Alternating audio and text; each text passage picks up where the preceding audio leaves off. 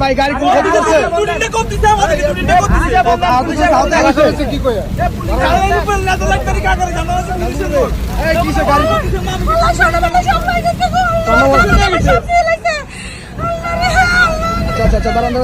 মহাসড়কের মেঘনা টুল প্লাজা অংশে একটি হাইক থেকে কিন্তু এইমাত্র কিন্তু ডাকাতি হয়েছে। আমরা যতটুকু জানতে পারছি, এখানে যারা ঘটনাস্থল ছিল তাদের সাথে আমরা কথা বলে জানার চেষ্টা করবো আসলে মূলত কি হয়েছে।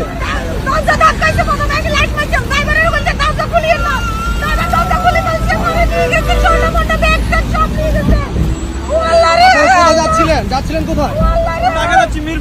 মিরপুরে না? ড্রাইভার ওই পাশে 5-7 জন লোক বলতেছে কি হইতেছে। আমি যে কাটার মধ্যে আসছি, তারা চাপাটি নিয়ে 5-7 জন দাঁড়ায় রয়েছে।